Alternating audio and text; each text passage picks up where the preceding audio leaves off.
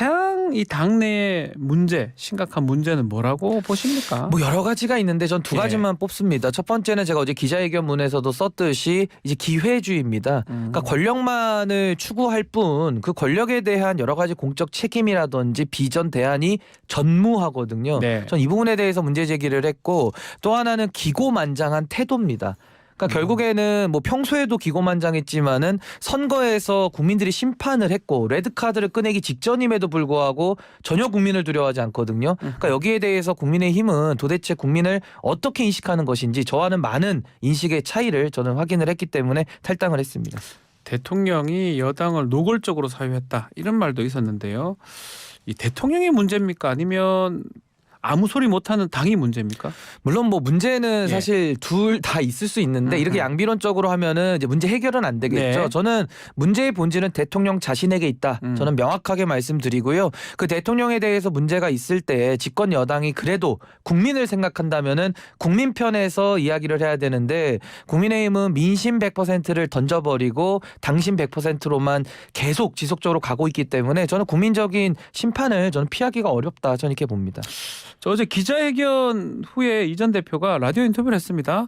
정당은 좀 인지도 있는 사람이 필요하다.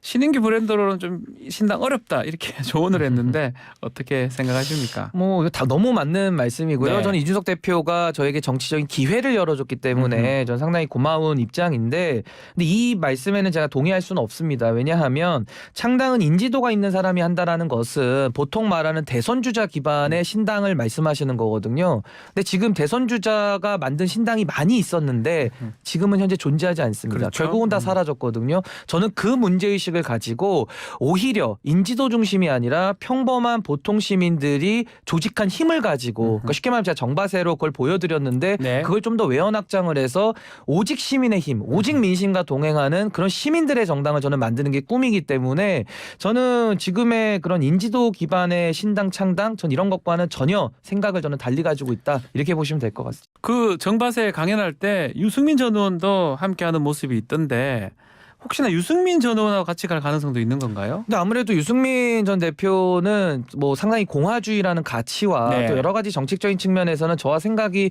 너무 많이 좀 비슷한 부분이 많거든요. 근데 뭐 제가 이미 새로운 길을 가겠다고 선언한 마당에 뭐 유승민 대표님은 또 유승민 대표님의 나름의 또 계획들이 있으실 거기 때문에 그 부분은 제가 말씀드리긴 좀 어려울 것 같습니다. 그러니까 그 신인규 변호사 네. 정당 바로 세우기 대표를 맡고 있는데 오늘 오전에 국회에서 기자회견을 연다. 네. 당과 관계를 정리하는 날이 될 거다라는 예고가 있었다. 무슨 뜻으로 지금 해석을 하십니까? 신인규 변호사는 계속 탈당하고 싶어 했어요. 아 그래요? 그러면 탈당한 다음에는 당 차리려 하겠죠. 신당을 만들려고 한다. 예. 그럼 그건 우리 이준석 대표는 전혀 무관한 움직임입니까? 제가 몇 번 얘기했어요. 신인규 변호사한테. 예. 그 창당이라고 하는 것은 개인의 역량으로 할 수 있는 것도 있지만은 결국 어느 정도는 인지도가 있는 사람들이 정말 훌륭한 동지들과 네. 어려운 길을 가겠다는 고민을 했어야 되는 건데 신인규 변호사가 의기는 충만한 사람이지만은 지금쯤에 신인규라는 브랜드로는 신당하기 어렵다. 하지만 신인규 변호사 아까 말했던 것처럼 의기가 장난 아닙니다. 그렇기 때문에 어렵더라도 하겠다라는 입장이고 저는 뭐 그 길에 동참하진 않지만 어쨌든 뭐 항상 선택은 존중한다 이렇게 얘기했습니다. 근데 그러면 신인규 변호사가 주도하는 신당을 선발대로 이해를 하면 어떻게 됩니까?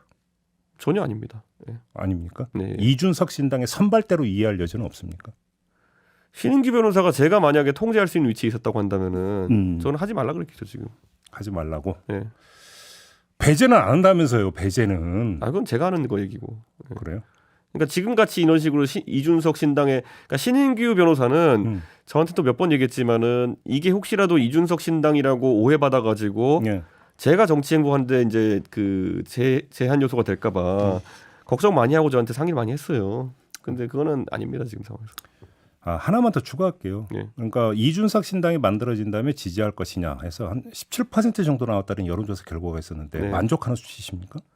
저는 지금 시점에 신당 여론조사는 큰 의미는 없다 봅니다. 조사 문항이 바뀔 때마다 물론 그렇긴 하지만. 뭐 이게 제3지대 신당이라고 물어볼 때 이준석 신당이라고 물어볼 때 이준석 유승민 신당이라고 물어볼 때 그 다 다르거든요. 예. 예, 창당해야 된다고 생각하냐 아니면 지지하냐 뽑겠느냐 다 다르거든요. 그래서 큰 의미를 두지 않고 예. 적어도 뭐 몰상식한 사람들이 나와서 얘기하는 3-4% 받고 떨어져라 뭐 이런 건 상황은 아닐 겁니다. 예. 참고로 이 여론조사는 네. 미디어 토마토가 뉴스 토마토의 의뢰로 21일부터 22일까지 이틀간 네. 18세 이상 성인 1,015명을 대상으로 실시한 조사고요. 보다 구체적인 내용은 중앙선거 여론조사 심의위원회를 홈페이지를 참고하시라. 네. 이런 말씀도 마저 드리도록 하겠습니다.